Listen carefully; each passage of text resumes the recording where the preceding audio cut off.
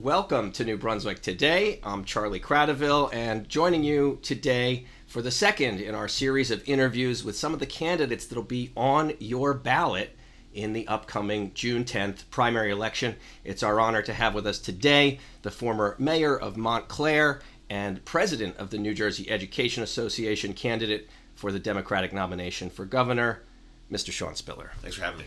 Appreciate My pleasure. it. Yeah. Thanks for being with us. So let's start from the beginning. You were born in Jamaica, immigrated here as a child. Tell us about what that was like coming to the United States as a kid. You know what? I think what's always stuck with me is that my parents, traveled all over the world, right? They experienced a lot of different things, and they always, they chose this country, right? They chose this state.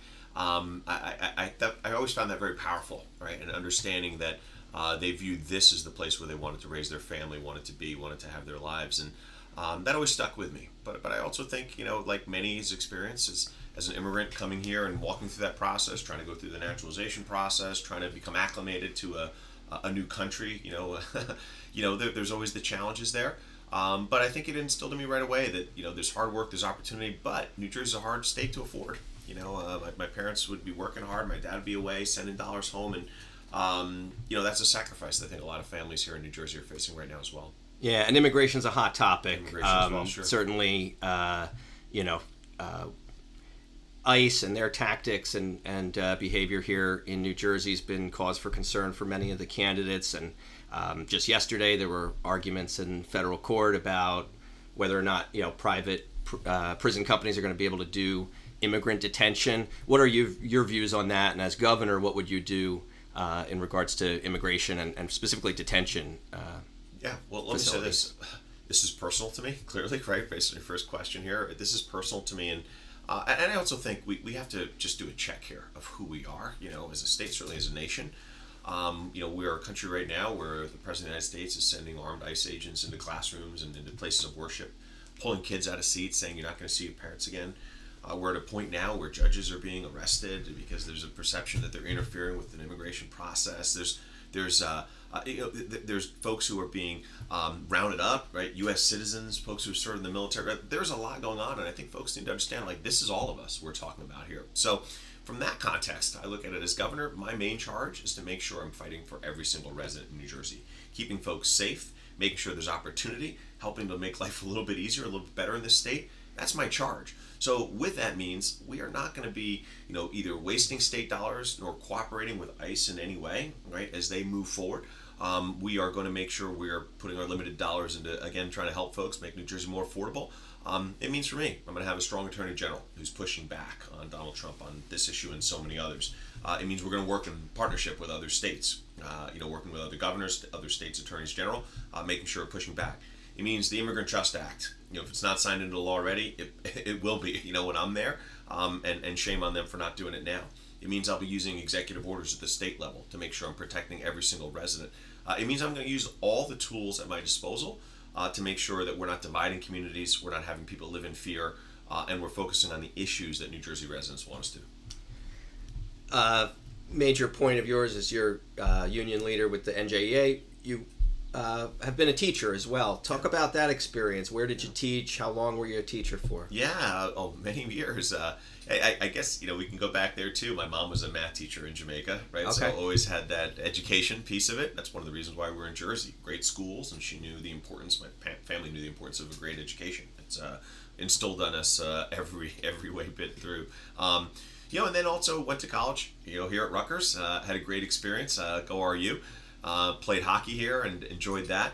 My college hockey coach was a high school science teacher as well. So another teacher influential in my life. And so for me, I hear their stories. I heard their experiences. It resonated.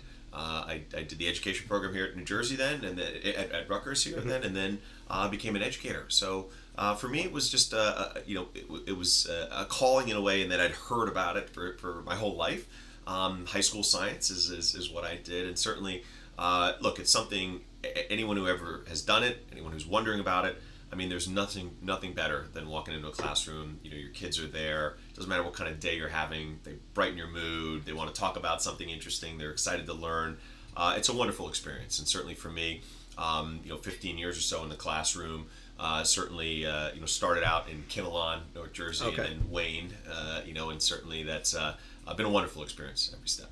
Great. And talk a little bit about Rutgers. So you went here for undergrad and undergrad. Okay. And what talk about your memories of New Brunswick. Yeah, I mean, New Brunswick, it's a great spot. I remember, like probably most kids, you're overwhelmed when you first show up on campus. I was in Tinsley, dorm over there, and but got my feet under me, and then big hockey guy, clearly from my comments before, and big hockey player here, and proud to have captained the team for 2 years. Proud to have won 2 championships that we did. Proud to just have the relationships that have come from that have to this day. Just good friends.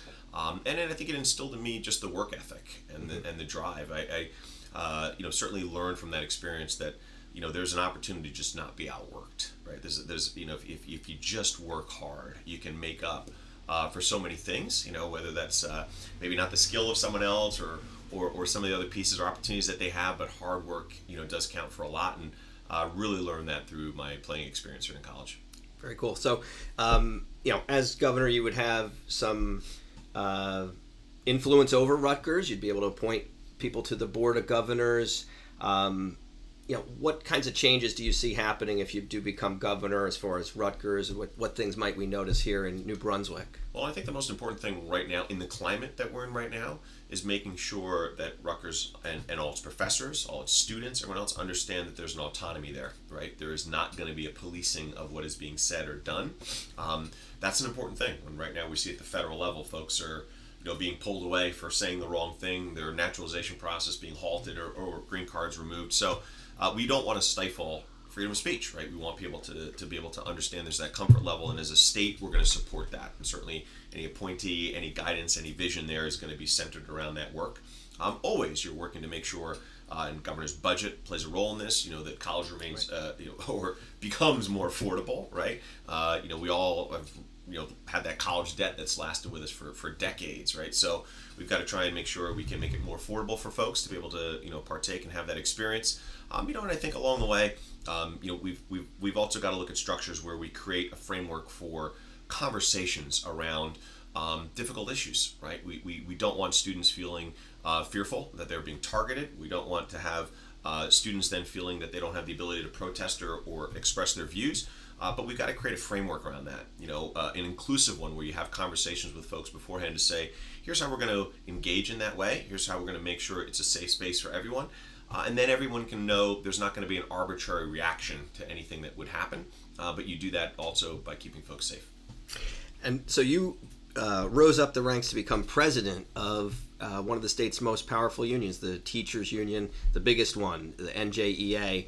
Talk about how you ended up doing that and what you've learned from that role. Yeah, well, listen, it's been a great experience for me in terms of it started out. I remember, you start out first teaching, you're just trying to get your legs under, you're not sure what's going on and working hard, but through that process, a couple years in, maybe 3-4 years in, I started to ask a lot more questions, going to a lot of professional development that the union was offering, right? A lot of opportunities for professional growth, and from that experience, I said, wow, this union is really helpful in terms of my profession, what I'm doing.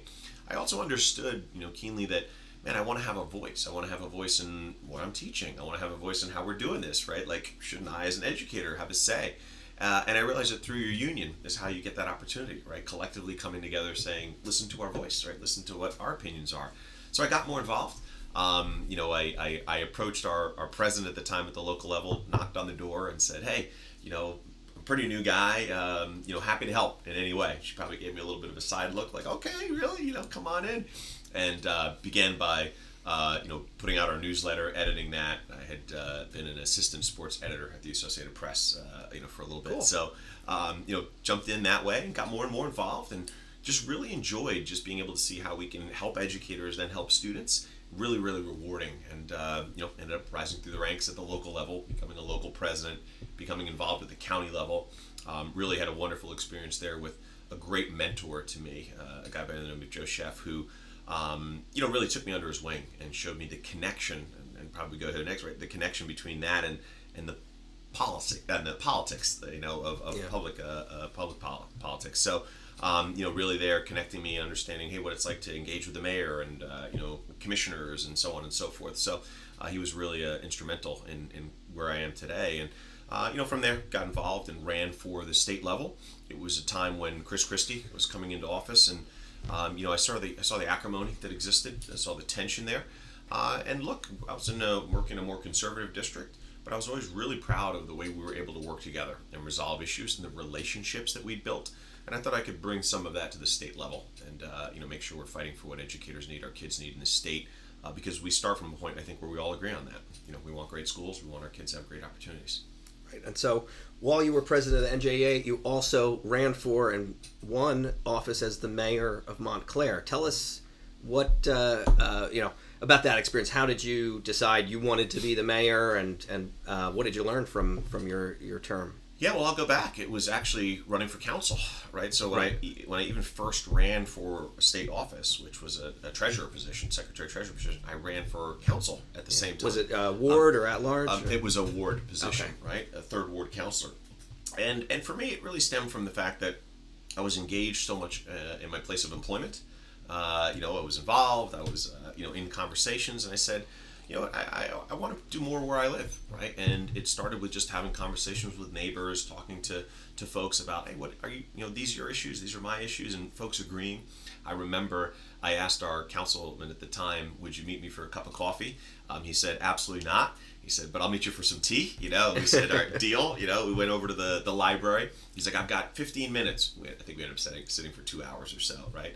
And just talking and learning a little bit about it, right? And from all those experiences, I eventually said, I think I'm going to run. And I stopped by the Staples on the way home one day and picked up some little cards, printed out what I'd been talking about with neighbors and why I'd be running, and then started to knock and talk to folks about that. And sure enough, I was successful. So I became a councilman the same time I got involved at the state level for NJEA, served as a councilman for 8 years, and NJEA as an officer, not as president, but as an officer for 8 years. And then it just interestingly aligned where when I was running to be president of NJEA, our mayor, who I'd served with for 8 years at that point, was not running again for mayor. I was proud to get his support and say, listen, I think you could do the job here as mayor, and ran for mayor, right? So ended up becoming mayor and president at the same time. Very interesting. So a few things while you were mayor.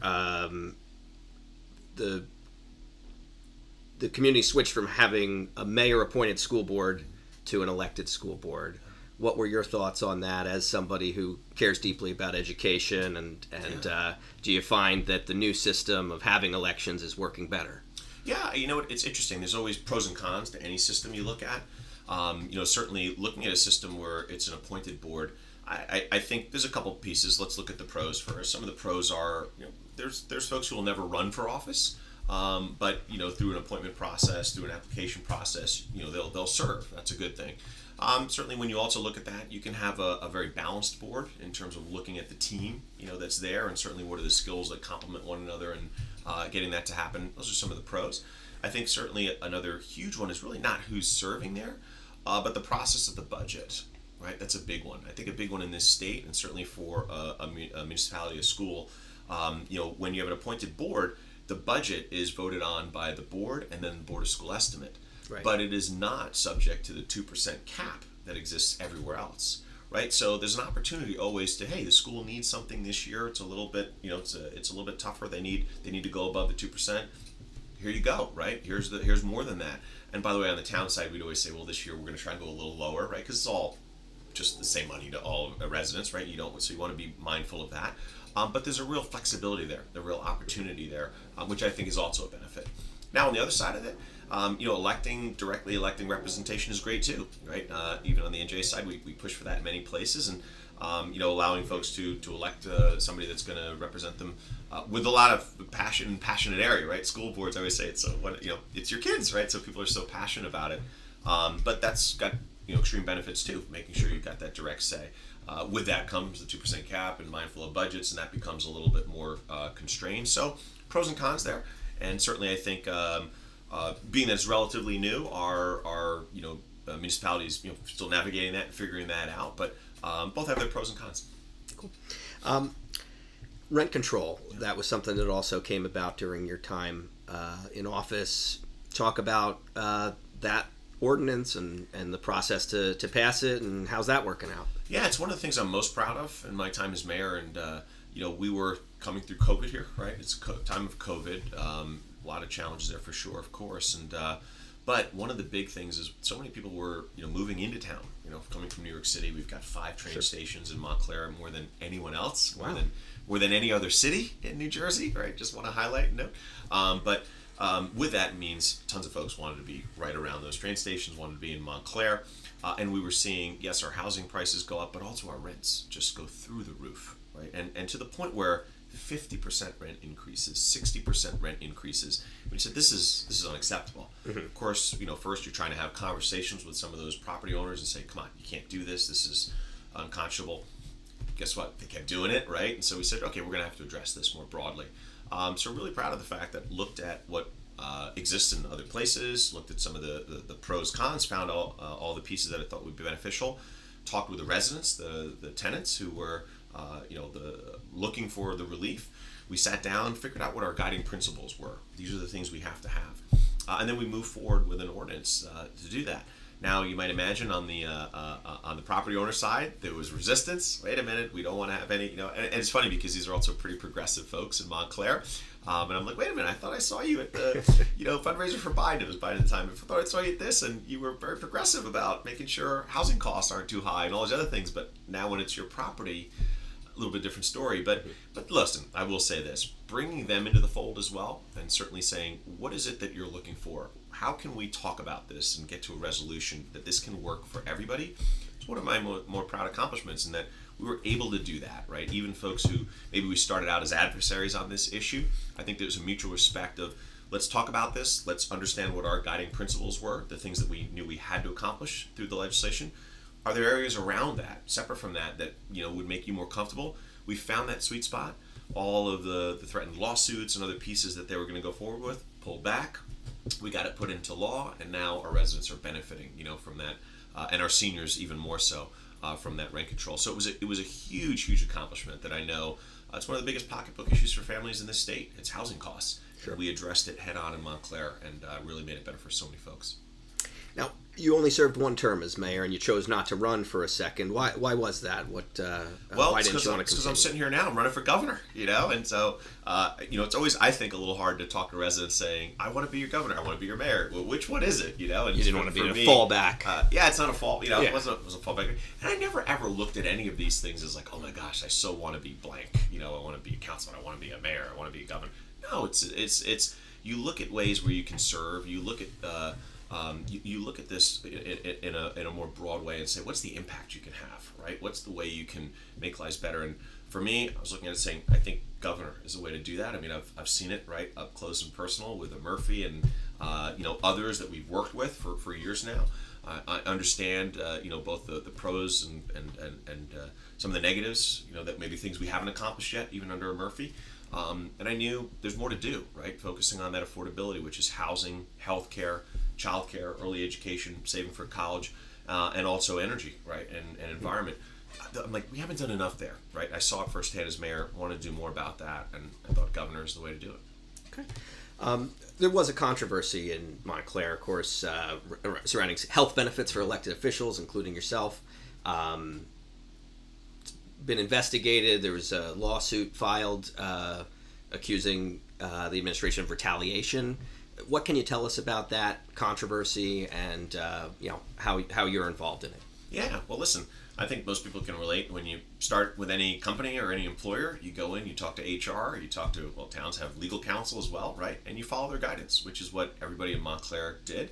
And certainly, by the way, a number of others, right? It's the same thing in Essex County, the commissioners and, tons of other towns. Everybody followed the same advice. When that advice from the state, changed, then guess what? We followed the advice, right? That changed. So I think that was the process, and certainly what I always adhere to is listen to what you're guided by, right, legally and otherwise, and certainly we did. But I think it's part of a broader conversation around health benefits, right? And it's one of the reasons I'm running for governor. We are constantly in spaces where there is not enough access to health benefits, right? I am a firm believer in everyone should have health benefits. This shouldn't be just some with an opportunity. It shouldn't be a privilege. It should be a right. And we've got to expand that. It's what I've always fought for as a labor leader. It's quite frankly what I've fought for in public office, right, as an elected office, saying, how do we expand this? Because if we don't, we create systems where the only ones who could serve or the only ones who could be in this position or that are the ones who can afford to get it on their own or to go without or to pick up that other job that does it. But average working folks can't do it. And we don't want to be disconnected or exclusive from the process of representing, folks. So I think at every level, we've got to address this issue in health benefits. And I'm the only one running right now who's literally designed healthcare plans, right, that have saved billions of dollars, right, for employers and employees. And that's the kind of vision I want for the whole state. Let's get more folks benefits, and I could do it in a way that saves us dollars but gets people the care they need. Okay. And how about that lawsuit? Can you comment on that? Is it still active? I know you were you had to testify or you were deposed. You pled the fifth. So what do you have to say about that? Sure. We had an employee who felt that our manager at the time yelled at her, right? And certainly we addressed it immediately. Brought in folks to say, hey, listen, we've got to have a way where things are reported directly, right? So we on the elected side hear about these things. We brought in that entity to say, let's look at reporting points. How do we make that easier? How do we make that clearer for every single employee? For me, it's an example of, look, in any administration, something's going to happen or things are going to happen, right? And it's how you address them that matter. So for me, we address that head on to say, hey, listen, let's learn from this. Let's make sure that if someone feels that environment exists, we need to know about it. We need to address it. We need to have the checks and balances on that. And we put those things in place in Montclair. Let's move on to some of the issues that the governor is going to have to work on. With your education background, what do you think of the school funding formula, and what do you see as the future of that? I know a lot of people are not happy with how it's played out lately, but what's your take? Yeah, my take is, and not even just lately, right? For the last number of years, I personally have been testifying in front of the Senate, in front of the Assembly, at the budget hearings, saying we need to look at the school funding formula, right? The formula, when it was created, by the way, one of the only ones that was able to pass muster with our state Supreme Court to say it provides a thorough and efficient education. So it's well crafted, right? And I'm not going to throw any shade to the folks who put this together in the beginning because it was well done. But one of the things they said is this should be reviewed every few years to make sure it's still doing what we hope it will do. That's never happened. Never happened, right? And so we look at this and go, hey, it's out of whack. Yeah, it is out of whack, right? It's not the formula's fault. Folks said, look at this thing and change and tweak as needed. Here are some of the big problems right now that we face. It doesn't account for students with special needs and the cost that districts face. There's a set number for that where we all know that there are varying degrees of special needs. There's varying degrees of cost that are associated with that. So to say, district, you're getting the same blanket number for different experiences and needs of children is ridiculous. So what that leaves you with is some schools that are woefully underfunded to serve those students, and some that are getting maybe a little more than they need for that child. We've got to change the formula to address that specifically. It's also got to look at the fact that and you can round this, smooth these off by averaging them over greater years, but it also can be affected directly if you have somebody who moves into town who's very wealthy, right? Your ability to pay and feed into that formula. The formula says, wait a minute, you've got more. Let me lower your state aid and other pieces. So there's ways we need to look at all of that. It's not throwing it out and saying we're going to do some of these other things that I think people are looking at, which is to really gut dollars from our schools. That's the real intention. But I think we look at it and say, let's make the changes that we should have been making over years here. And we've asked for a task force on that, as an advocate for education. And certainly as governor, I would immediately put one together to make sure that we look at the formula, make the changes, and we get the dollars that our districts need. I was really excited, and I'll give credit, in the last budget, through the budgetary process, which means it only lasts for a year, but they also added caps, right, where you as a district cannot drop below a certain percentage or could not go above a certain percentage in your state aid. That's huge, right? Because I think at the end of the day, districts need stability, right? So it's a completely logical addition. It only lasts for a year because it was a budget process, but we should do that with the formula as well. Say, it shall not go up by, it shall not go down by, and that gives the stability districts need to. So let's go to police issues, law enforcement. You mentioned you're going to have a Attorney General. It's going to be a key part of your administration. What do you think of the current Attorney General, Matt Platkin? Are you considering, offering him to keep the job, or do you have somebody else in mind? What do you see for the future of that position? Yeah, I think the Attorney General's done a great job, right? We've worked with him, I'll say, on the education side of things, in many instances, right? Brought both educators together and others who are concerned about the attacks that we see in our schools. We've had conversations about making sure we're keeping every student safe.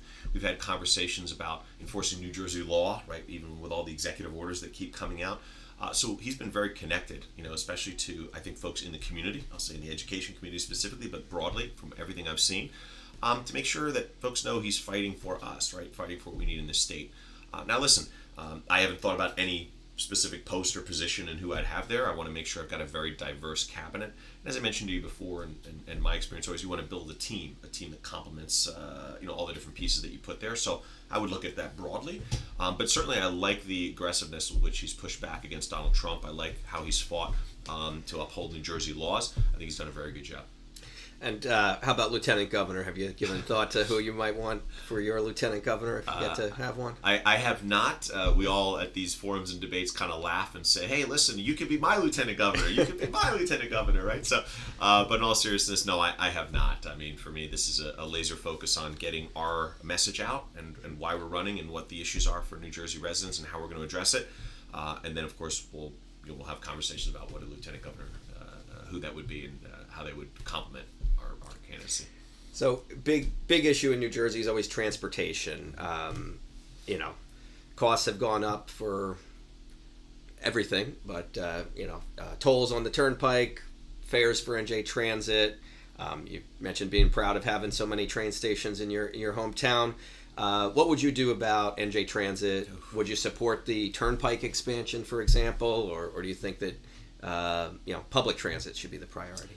Well, there's a lot there, right? Even in that question. So I'll say this: I understand the impact. When I drop my 7-year-old off in the morning, one of the first people who often greets me is the secretary, right? And she's giving me the update on the challenges of getting to work that day from New Jersey Transit, right, and the busing system. So we need a system, right, that is safe, reliable, that is affordable, right, clean, right. These are the things that folks want.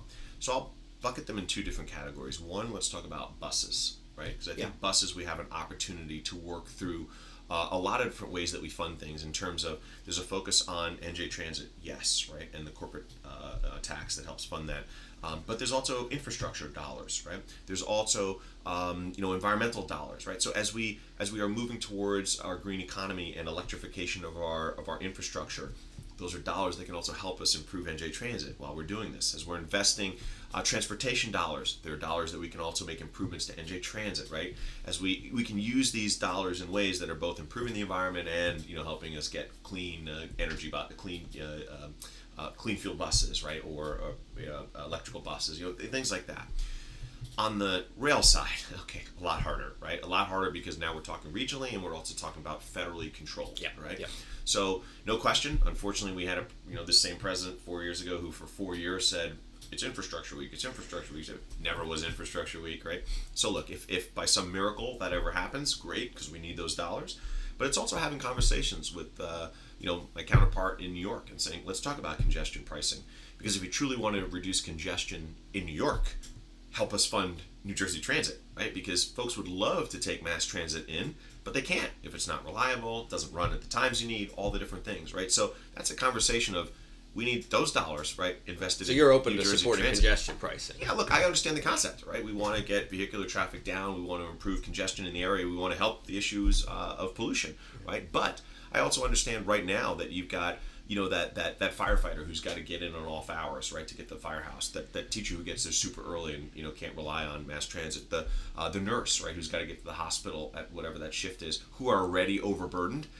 So we've got to have some exceptions there or some ways we help them. We can't make things more expensive, but by and large, look, the Wall Street guys who are cruising in and getting driven in, like, no, I don't feel any any compassion there. So let's take those dollars though and let's invest in New Jersey Transit, because then you can get more of average working class folks to be confident enough in New Jersey Transit to get in there, right? So, but I say this for the whole system. What New Jersey needs, what residents want though, is a clear understanding of, with the dollars we have, here are the investments we can make, here are the improvements we can make, and here's the schedule of what that will look like. Here's what this is over the next 3-4 years. These are the improvements, and we're going to keep you updated. Are we making progress and meeting these goals? In the interim, here are our clear contingency plans. If something happens and you're unable to get that ride, We're going to clearly convey it to you. Here's how the information is going to be put out. Here's what it's going to look like, and now you can rely on that as well until we get to where we all want to be, which is a system that is serving you properly.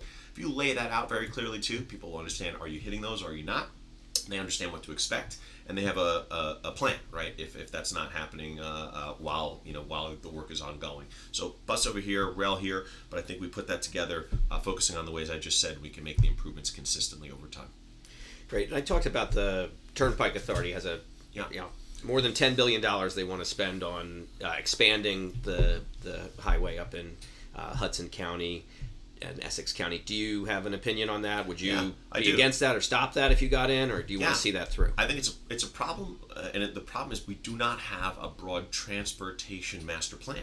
Right? We don't have there might be some talk about New Jersey Transit over here. Right? There's talk about Parkway Turnpike, right? Separate entity over here. There's talk about we need we need to talk about pedestrians and bike traffic over here, right? There's talk about the environment over here. Guys, this is all one conversation, right? We need a transportation master plan that looks at it and says, hey, it makes no sense to widen all these roadways to get us, by the way, down to the same 2 lanes, right, to get in, right? So that's not going to accomplish anything. So absolutely, do I think that those dollars, at least a big portion of those dollars, should be used to help make improvements to mass transit? I do, right? I mean, that's where we want folks to be going and what they want them to be using. But it is part of a broader, let's look at transportation as a whole and see where are we at now, right? What's the transition to when we get there? What improvements do we need to make, and how do we put the dollars where they have to go to move towards a plan, right? And when that's lacking, you're just, you have a problem and you're plugging it with, let me put a little money there and hope that lasts for a little bit. And oh my gosh, let me run over here, let me put a little money there and hope that lasts for a little bit. And that's kind of the system we have when there's not this coordinated plan that we're working towards. So, we touched on it briefly in that conversation, but the climate crisis is a huge issue for whoever's going to be the next governor. We've had wildfire smoke making it hard to breathe, even from as far away as Canada in the past. What are you going to do to protect and mitigate the damage that's being caused? Well, let me just, for everybody listening, just kind of connect these pieces, because it's about energy and the environment. Right now, residents are seeing a 20% increase in energy costs. And there's another 20% coming as well. And one of the big reasons why is because we have not diversified our energy, right? We have not gotten off of big oil, and big oil is taking advantage. And right now, even as a president, we see the president of the United States who's pulling all the permits on, wind energy, on other renewable energy projects, which is starving our grid of the energy that it needs to come online, because we're all using more energy with AI and, technologies. And so as we're using more energy, we're seeing a stifling of the green energy. And big oil's taking advantage, saying, I'm charging you more, right? Here we go. And by the way, now's not the time to diversify, double down on gas and, coal at the national level. It's just ridiculous, right?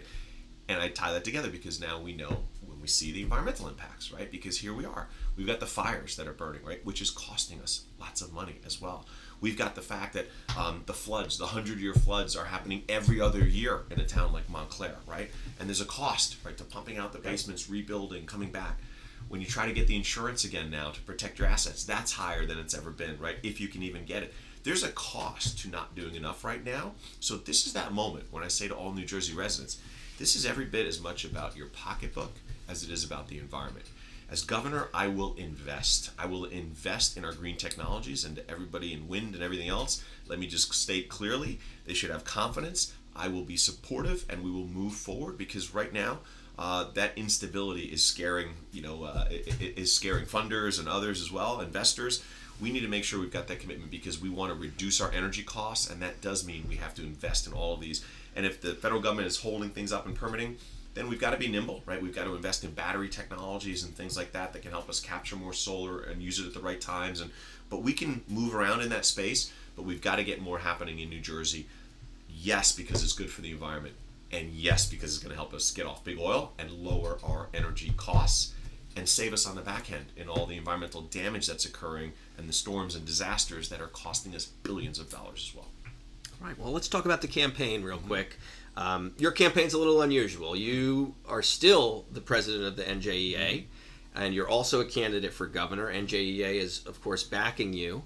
Why didn't you leave the NJEA position to focus on the campaign?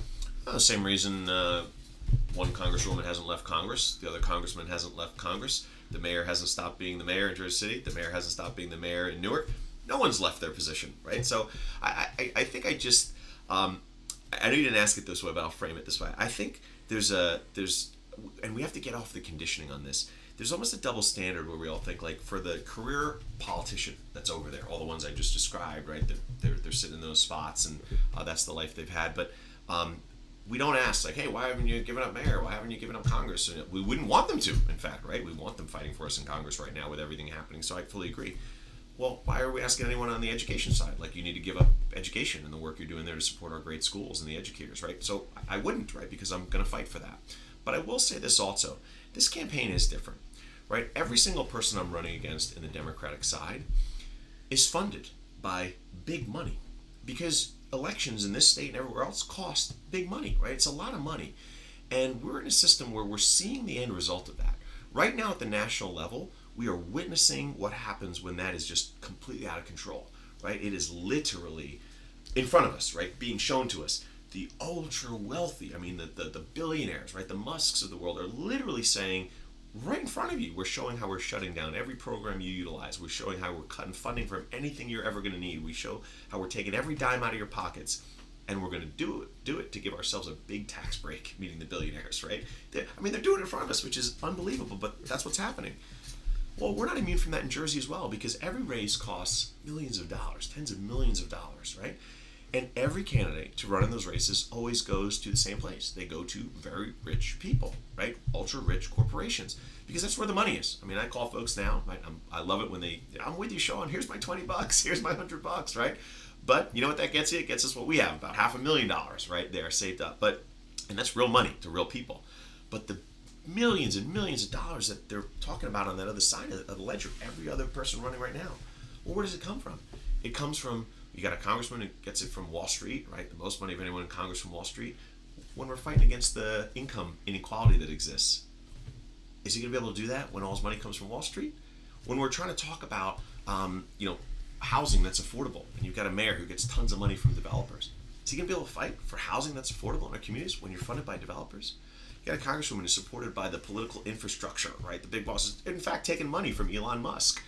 Is she going to be able to fight for what we need right now? Or, I think we've all been conditioned to, accept the fact that we think that they're going to take all this money from all of these big money interests, but somehow they're still going to fight for us. At the end of the day, when that call comes, it's going to come from big money, right? And they're going to do what they've always done, which is why people, I think, are just frustrated. Whether that's nationally or here in state, they never feel like there's anyone fighting for us.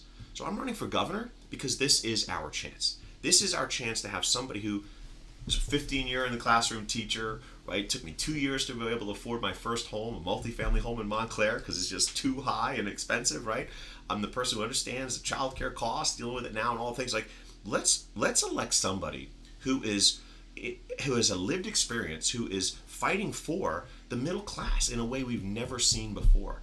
And I understand my privilege in this, right? Listen, I happen to represent almost 200,000 educators.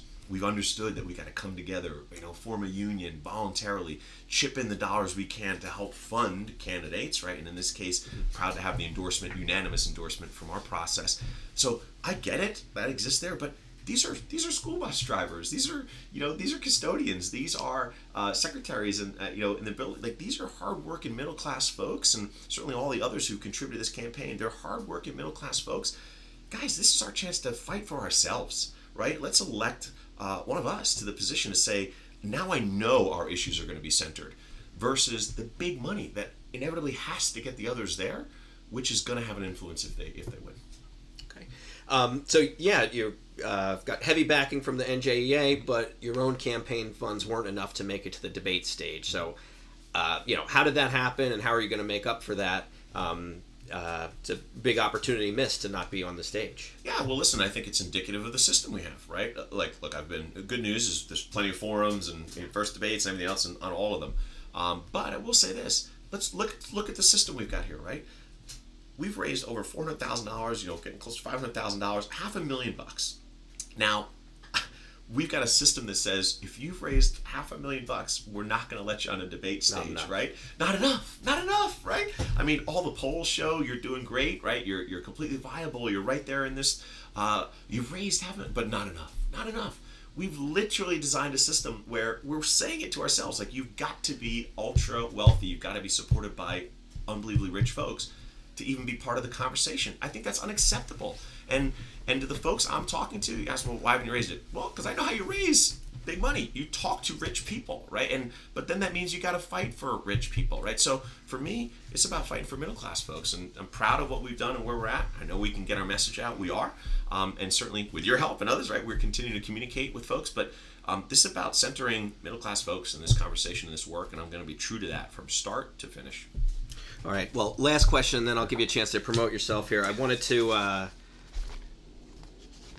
bring one of your mailers here. Just about every Democrat in New Jersey's got a pile of these mailers in their home, and I wanted to ask about that strategy. Right, you've sent no doubt more U.S. mail than any candidate in the race.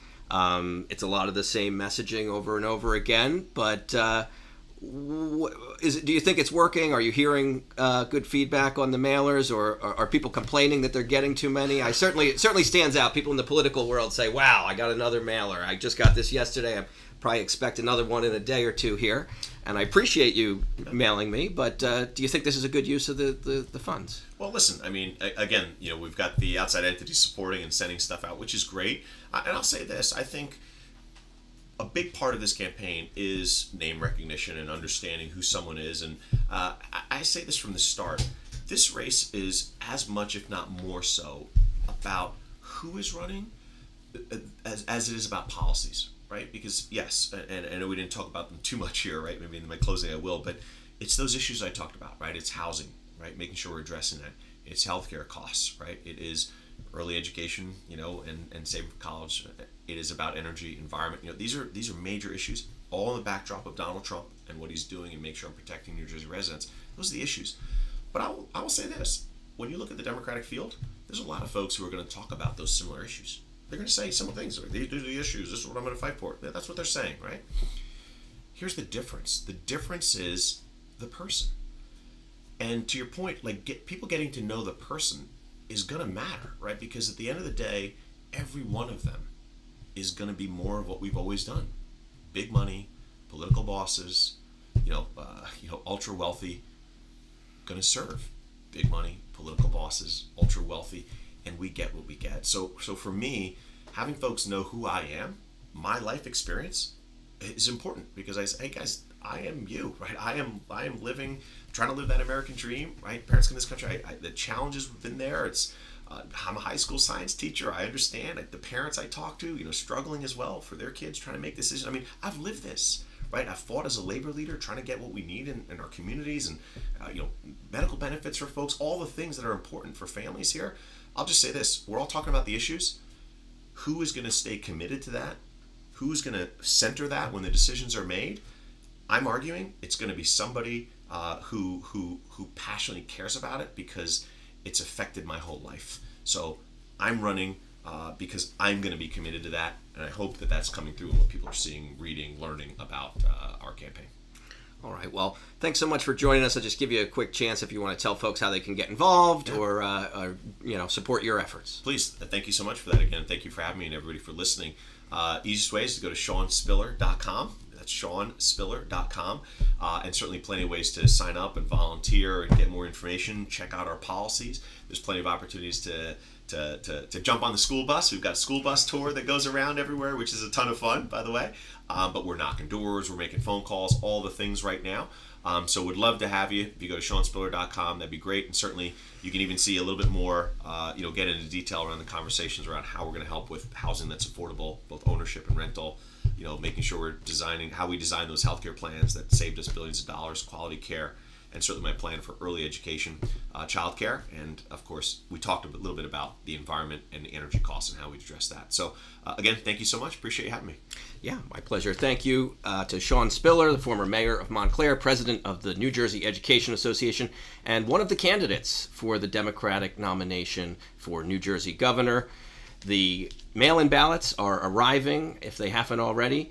Early voting starts in June, and the big day is June 10th. So stay tuned. We'll be back next week with more in our series of interviews with the candidates that will be on your ballots. And make sure you get out there and exercise your right to vote. Thanks, everybody. Have a good one. Perfect. Awesome. Well done, man. Yeah, you got that down, too. Look at you. Yeah, well done. Well done. Thank you, guys. Appreciate it. No yeah, problem. thank you. It's good to have you in your Yeah, Brunswick. my pleasure.